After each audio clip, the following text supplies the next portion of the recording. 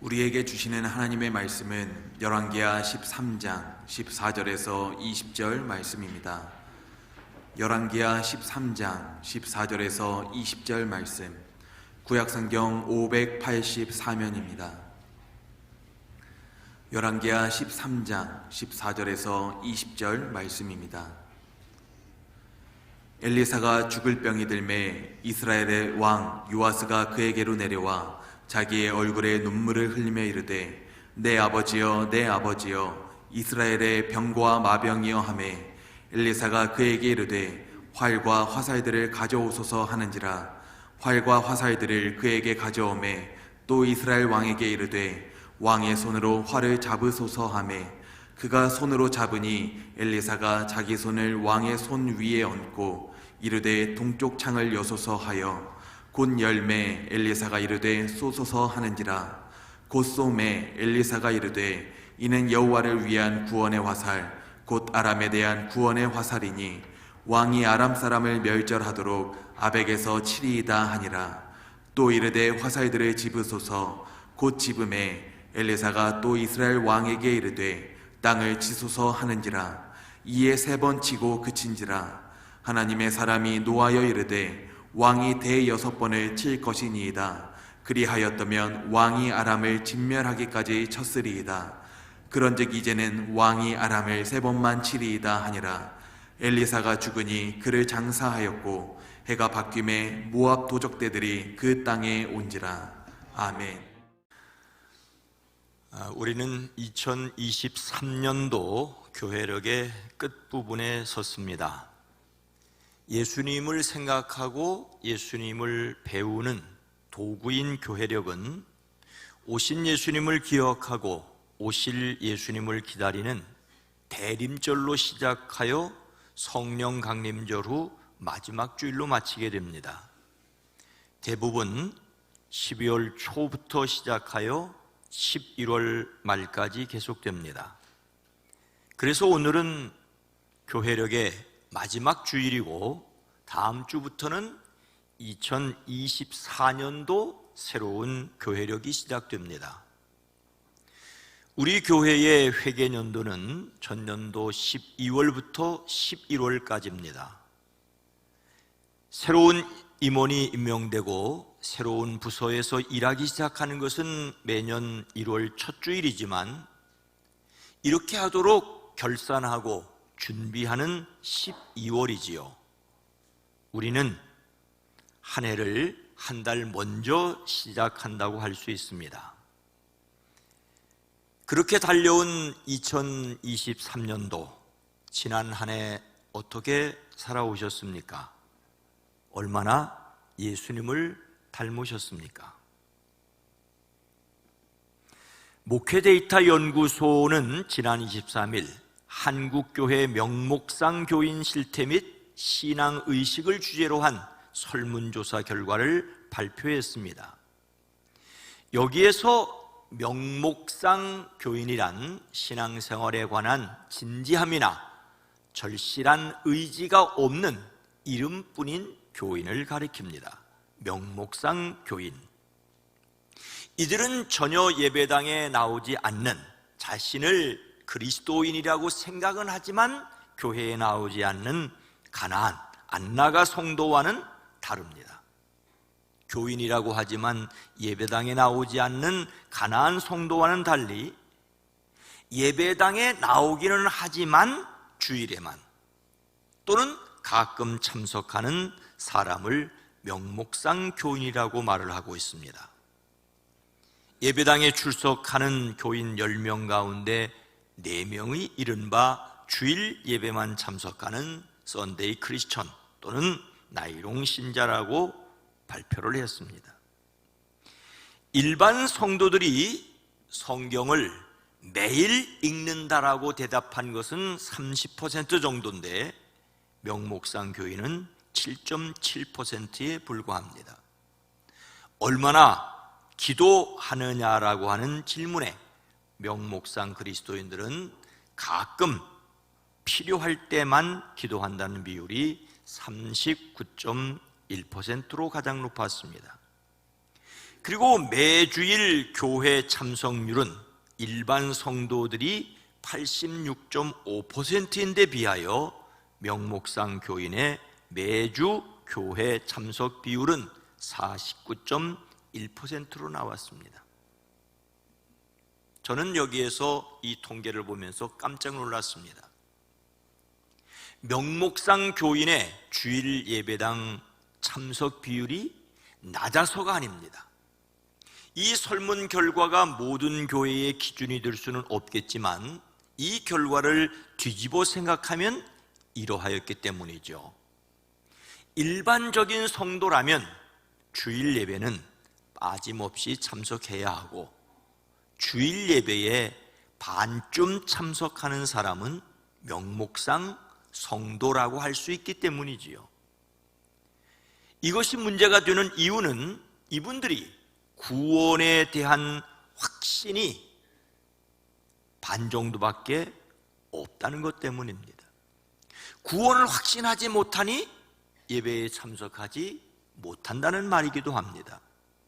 그러니 예수님을 믿어야 하는 이유와 그 확신에 대하여 교회가 다시 가르쳐야 한다는 말입니다. 그래서 우리는 새로 시작해야 합니다. 신앙의 목적에서도 명목상 교인은 단지 마음의 평안을 얻기 위해 교회에 온다라고 말을 합니다. 구원과 영생, 복음 전도와는 관계가 없다는 말이죠.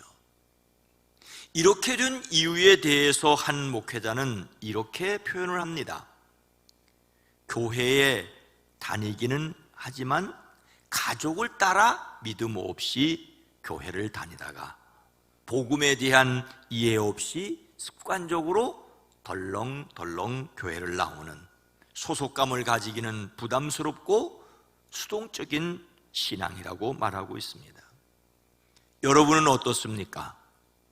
여러분의 가족은 어떻습니까?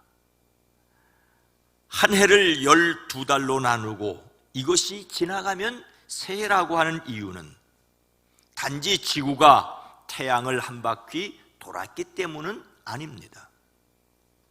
한 해를 돌아보고 새해로 다짐하시려는 시간을 갖기 위해서입니다. 우리는 다시 시작해야 합니다. 날마다 마음을 새롭게 함으로 예수님을 닮아가는 사람들이기를 주의 이름으로 축복합니다. 오늘 말씀은 북이스라엘 왕 요아스에 관련된 내용입니다. 그는 무엇을 의지했습니까? 14절 말씀입니다. 엘리사가 죽을 병이 들매 이스라엘의 왕 요아스가 그에게로 내려와 자기의 얼굴을 눈물을 흘리며 이르되 내 아버지여 내 아버지여 이스라엘의 병고와 마병이여 하매. 남유다에도 요아스라는 왕이 있었고 북이스라엘도 요아스라는 왕이 있었습니다. 남유다의 요아스는 하나님 보시기에 충성스러운 때가 있었지만 북이스라엘의 요아스는 하나님 보시기에 전혀 충성스러운 때가 없었습니다. 남쪽에도 요아스라는 왕이, 북쪽에도 요아스라는 왕이 같은 시대를 다스린 기간이 3년 정도 됩니다. 오늘 말씀에서는 북이스라엘의 요아스를 말합니다. 그는 다른 북이스라엘의 왕들처럼 베델과 단에 있던 금송아지를 숭배했습니다. 그래서 하나님 보시기에 악하다라는 평가를 받았지요. 그런데 엘리사가 죽을 병에 들자 그에게로 내려왔습니다. 그는 엘리사 앞에서 눈물을 흘리며 이렇게 말합니다. 나의 아버지 이스라엘의 병고와 마병이시여. 그는 하나님의 사람 엘리사를 아버지라고 불렀습니다. 요아스는 하나님에 대한 신앙이 없었습니다. 금송아지를 하나님이라고 섬겼습니다. 그런데도 엘리사를 아버지라고 불러 매우 극진하였음을 볼 수가 있습니다. 반대로 그가 엘리사를 아버지라고 부른다고 해도 하나님을 의지하는 사람은 아니었다라고 하는 것이었습니다. 인간적으로 엘리사를 의지하였던 것이지요. 엘리사는 하나님의 능력으로 성실하게 북이스라엘의 하나님의 말씀을 선포했습니다. 죽은 자를 살리며 외적의 침입을 막아내는 등 능력을 발휘했습니다. 이런 선지자가 죽을 병에 들렸다는 것은 그렇지 않아도 아람에게 시달리는 요아스에게는 상당한 충격이었습니다. 우리는 먼저 하나님의 사람 엘리사가 죽을 병에 걸렸다는 사실을 받아들여야 합니다. 그는 죽은 사람을 살리는 기적을 일으켰지만 다만 하나님을 의지하여 하나님의 일을 하였을 뿐입니다. 아무리 그가 능력의 사람이었다 할지라도 자신의 죽음 앞에서는 똑같은 한 사람의 평범한 사람이었습니다. 다만 하나님이 그를 사용하셨을 뿐입니다. 그래서 우리는 엘리사가 아니라 엘리사의 하나님을 의지해야 합니다. 오직 하나님만이 어제나 오늘이라 영원토록 동일하십니다. 그러나 엘리사라는 인물을, 그의 능력을 의지했던 요아스로서는 엘리사가 죽을 병에 들었다는 것이 엄청난 충격이었습니다. 눈물을 흘리는 요아스에게서 그가 얼마나 엘리사를 사랑하였는지를, 의지하였는지를 알 수가 있습니다. 그는 엘리사의 죽음을 안타까워하는 마음과 함께 왕으로서 이 나라를 어떻게 해야 할까 하는 걱정이 매우 컸을 것입니다. 그는 엘리사를 가리켜 이스라엘의 병거와 마병이라고 하였습니다. 아람의 강력한 위협 속에 있던 이스라엘에게 엘리사는 마치 천군만마와 같았습니다. 엘리사가 있다는 것이 그들에게는 가장 강력한 무기였지요.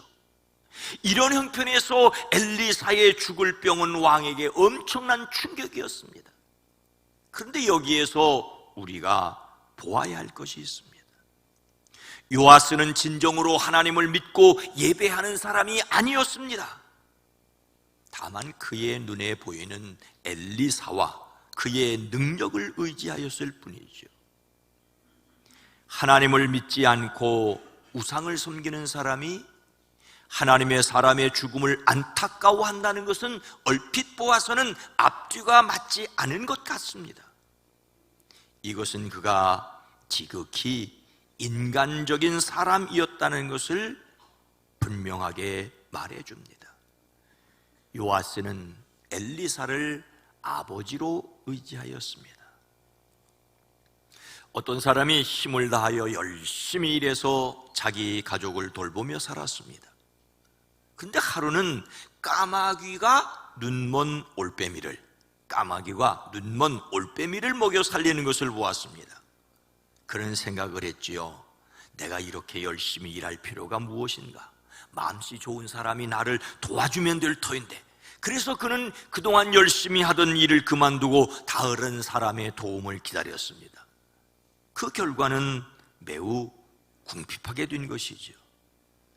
이 사람의 형편을 본 이웃 사람이 찾아와 그에게 왜 일하지 않느냐고 물었습니다. 그러자 그는 까마귀가 눈먼 올빼미를 먹여 살리는 것을 보았기 때문이라고 대답을 했습니다. 말인즉슨 다른 사람이 자기를 도와주기를 바라고 있다는 말이었습니다. 그러자 그 이웃이 그에게 이렇게 말합니다. 여보시오, 당신은 왜 하필 눈먼 올빼미 신세가 되려고 하는 것이오? 왜 남을 돕는 까마귀 노릇을 할 생각은 하지 못했소? 당신은 시각장애인이 아니지 않소? 당신은 까마귀처럼 다른 사람을 도울 수 있어야 하오. 당신 아내와 자녀들을 도와주어야 하지 않겠소? 그래서 그 사람이 다시 정신을 차렸는지는 알 수 없습니다.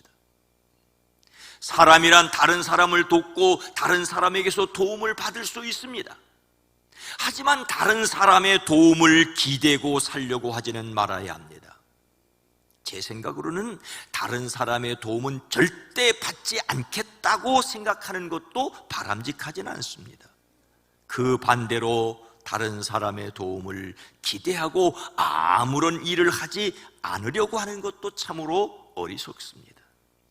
누군가를 사랑하고 존경할 사람이 있다는 것은 좋은 일입니다. 그러나 그 사람을 의지하느라고 정작 의지해야 할 분을 놓치고 있다면 참으로 어리석습니다. 사람이 정말로 의지해야 할 분은 누구일까요? 자신을 찾아와 아버지라고 부르며 애달아하는 요아스 왕을 본 엘리사가 이렇게 말합니다. 17절 말씀입니다. 이르되 동쪽 창을 여소서 하여 곧 열매, 엘리사가 이르되 쏘소서 하는지라. 곧 쏘매 엘리사가 이르되 이는 여호와를 위한 구원의 화살 곧 아람에 대한 구원의 화살이니 왕이 아람 사람을 멸절하도록 아벡에서 치리이다 하니라. 자신을 찾아와 울부짖는 왕을 본 엘리사는 그에게 활과 화살을 가져오라고 하였습니다. 그가 활과 화살을 가져오자 활을 잡으라고 합니다. 그가 활을 잡자 엘리사가 그의 손 위에 자기의 손을 얹습니다. 그리고 말하기를 동쪽 창문을 열고 활을 쏘라고 합니다. 당시 동쪽은 강한 군사력으로 이스라엘을 압박하는 아람이 있는 방향이었지요. 이곳을 향하여 활을 쏘라는 것은 고대 근동의 관습에서는 전쟁을 선언하는 것입니다. 아람을 향하여 화살을 쏘는 것은 아람과 전쟁이 있을 것을 상징합니다. 그런데 이때 엘리사는 여호와를 위한 구원의 화살이라고 하였습니다. 엘리사는 자기가 죽어가는 것을 슬퍼하는 요아스에게 하나님께서 그와 함께 계셔서 아람과 싸움에서 승리하게 하실 것을 상징적으로 표현했습니다. 여호와를 위한 구원의 화살이란 말은 하나님께서 이스라엘을 도우시는 것이 하나님께 영광이 된다는 말입니다. 요아스는 엘리사 자신을 믿어야 할 것이 아니라 그들에게 구원을 주시는 하나님을 믿어야 할 것을 말씀하고 있습니다. 그런데 그 다음에 이어지는 말씀을 볼 때 그에게 그런 신앙이 없었습니다. 동쪽을 향하여 활을 쏘라고 했던 엘리사는 이번에 그 화살을 들어 땅을 치라고 합니다. 그러자 왕은 화살을 들어 땅을 탁 3번을 치고는 그만두었습니다. 동쪽으로 화살을 쏘는 것처럼 화살로 땅을 치는 것도 상징적인 행위였습니다. 더욱이 그 화살은 하나님께서 구원하시는 화살이라고 하지 않았습니까? 하나님께서 그들을 구원하실 것을 믿는다면 어쩌면 계속 땅을 쳐야 했을지 모르겠습니다. 그만두라고 할 때까지 열심을 내어야 했을 것입니다. 하지만 요아스는 엘리사가 시키는 일을 겨우 하는 형식적인 사람이었습니다. 이것이 그의 문제였습니다. 그런 그에게 엘리사는 화를 내며 말합니다. 임금님께서 5번을 치셨더라면 아람군을 진멸하는 데까지 쳐부렸을 수 있을 터인데 고작 3번입니까?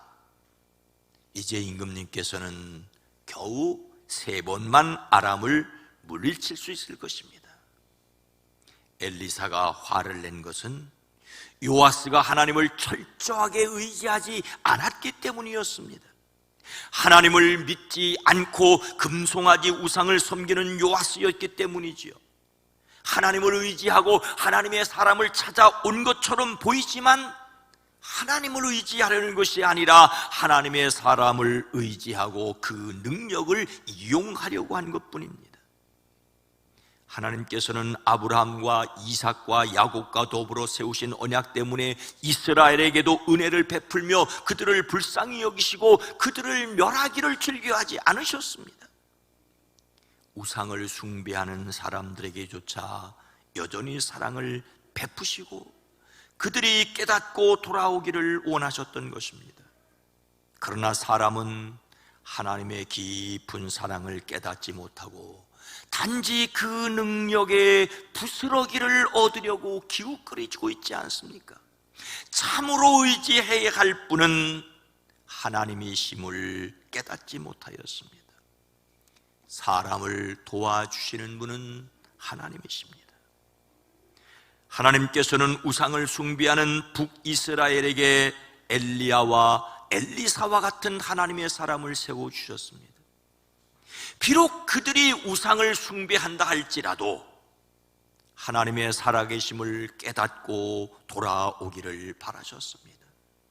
도움이 필요해서 형식적으로 찾는 하나님이 아니라 진정으로 믿고 따르는 뜨거운 마음으로 예배하기를 원하셨습니다.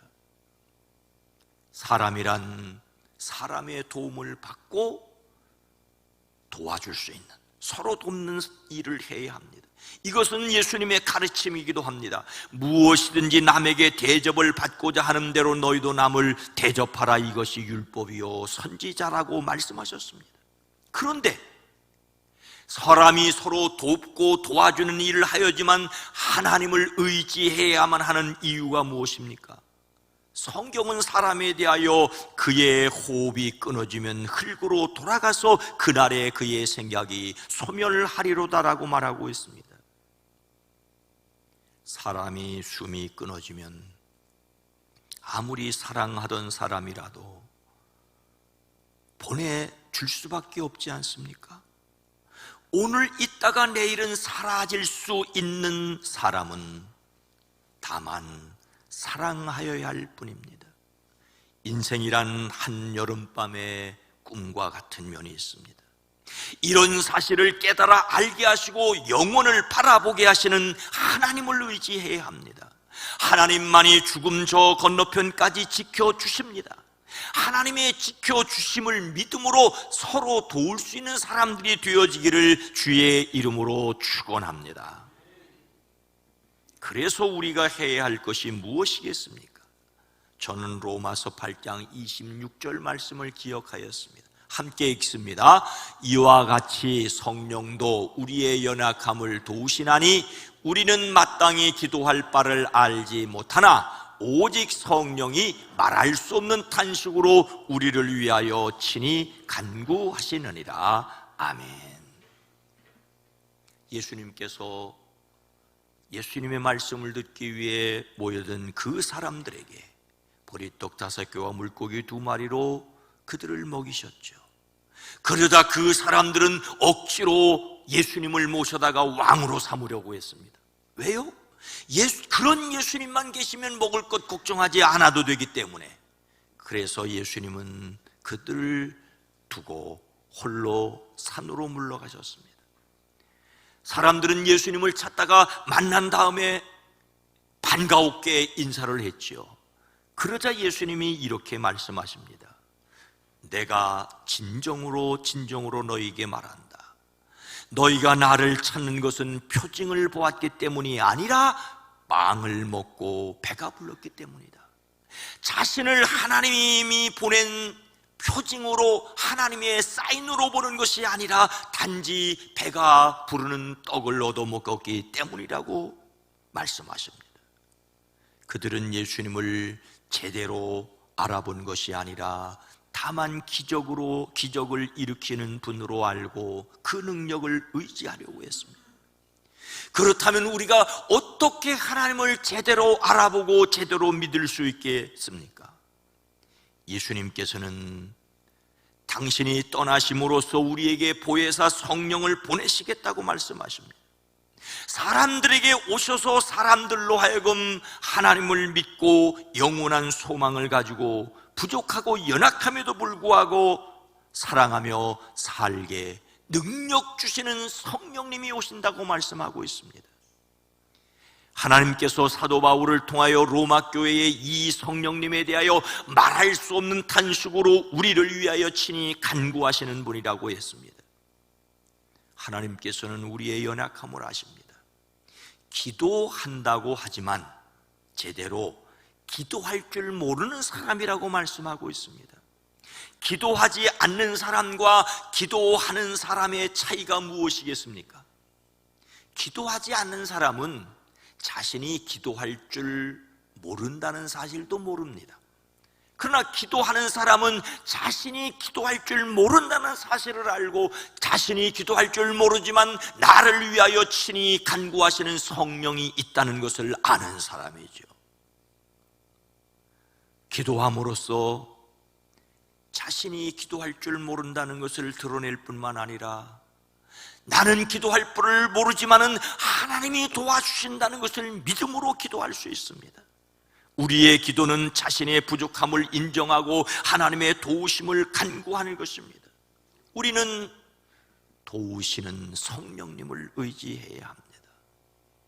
성경을 여러 나라 말로 번역할 때 번역하기 가장 어려운 말이 보혜사라는 말이라고 합니다. 예수님께서는 보혜사 곧 아버지께서 내 이름으로 보내실 성령, 그가 너희에게 모든 것을 가르치고 내가 너희에게 말한 모든 것을 생각나게 하리라고 하셨습니다. 보혜사는 성령님이 분명한데 그 하시는 일을 한마디로 표현하기란 어렵습니다.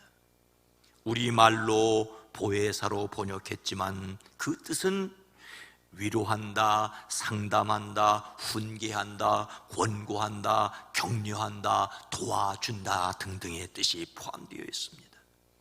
필리핀 남부의 쪼로아노 모로족은 보혜사를 계속하여 옆에 서서 같이 가는 분이라고 표현한다고 합니다. 성령님은 믿는 자들과 항상 같이하여 동행하시기 때문입니다. 우리는 사람의 도움을 받고 다른 사람을 도와줄 수 있어야 합니다. 하지만 아무리 사랑하는 사람도 영원히 도와주고 지켜줄 수는 없지 않습니까? 우리는 하나님께서 지켜주심을 믿음으로써 힘 닿는 데까지 서로 도와주는 사랑을 실천할 수 있을 뿐입니다. 그러니 결코 영원히 도움을 받을 수 있는 것처럼, 영원히 도와줄 수 있는 것처럼 하지 말아야 합니다. 우리의 서로 사랑은 하나님을 믿고 의지하도록 돕는 것이어야 합니다. 사랑하는 성도 여러분, 서울 모 교회의 장로님으로 건설자재 전문기업 하우CTR을 경영하는 신성우 대표의 이야기를 읽었습니다. 회사 이름이 하우인 것은 하나님이 우리와 함께 계신다는 말의 줄임말이라고 합니다. 하우, 하나님이 우리와 함께 계신다. 즉 임마누엘의 하나님을 의미하지요. 영원히 함께 계시는 보혜사 성령님을 회사 이름에 담았습니다. 그런데 그분이 처음부터 이렇게 하나님을 의지했던 것은 아니라고 합니다. 예전에는 자기 자신의 실력과 자기 주변의 사람들을 의지했다고 합니다. 그런데 몇 번의 시련을 통하여 모든 것을 내려놓고 하나님만 의지하게 되었습니다. 그의 신앙도 주일에만 예배당을 찾는 썬데이 크리스천이었습니다. 지독한 이일 중독자로 직장을 다녔습니다. 그런데 건강을 완전히 잃어버려 죽을 뻔하는 죽음의 문턱까지 이르렀고, 아들과의 심각한 갈등을 통하여 다 내려놓게 되었습니다. 근데 다 내려놓고 하나님 앞에 억지로 엎드리게 되자 모든 것이 제자리를 찾기 시작했다고 합니다. 그래서 지금은 가족이 있다는 것이 감사하고 그런 신앙으로 이끌어준 교회가 있어서 감사하다고 합니다. 사람을 의지하지 말고 하나님을 의지하라는 말은 사람의 말로 다 설명할 수 없는 신비라고 저는 생각을 합니다. 하나님께서 지켜주심을 믿을 때 하나님은 어떤 사람을 통해서라도 그 사람을 지켜주시기 때문입니다. 결국 사람은 사람에게서 도움을 받기 때문이죠. 그런데 사람만 의지하고 하나님을 믿지 못하는 사람을 영원히 구원할 방법은 없습니다. 사람에게 실망해도 다시 살아갈 방법은 하나님의 도우심에 대한 믿음 때문입니다. 그래서 믿음의 사람은 이렇게 노래해야 합니다. 내가 산을 향하여 눈을 들리라. 나의 도움이 어디서 올까? 나의 도움은 천지를 지으신 여호와에게서로다. 함께 읽습니다. 시작. 내가 산을 향하여 눈을 들리라. 나의 도움이 어디서 올까? 나의 도움은 천지를 지으신 여호와에게서로다. 기도합니다. 하나님, 우리로 하여금 영혼을 사모하는 믿음을 허락하시고 하나님의 거룩한 나라를 바라볼 수 있도록 은혜 위에 은혜를 더하여 주시옵소서. 매일매일 순간순간마다 하나님이 우리와 함께 계셔서 우리를 도우시는 것을 경험할 수 있도록 하나님 도와주시옵소서. 예수님의 이름으로 간절히 기도드리옵나이다. 아멘.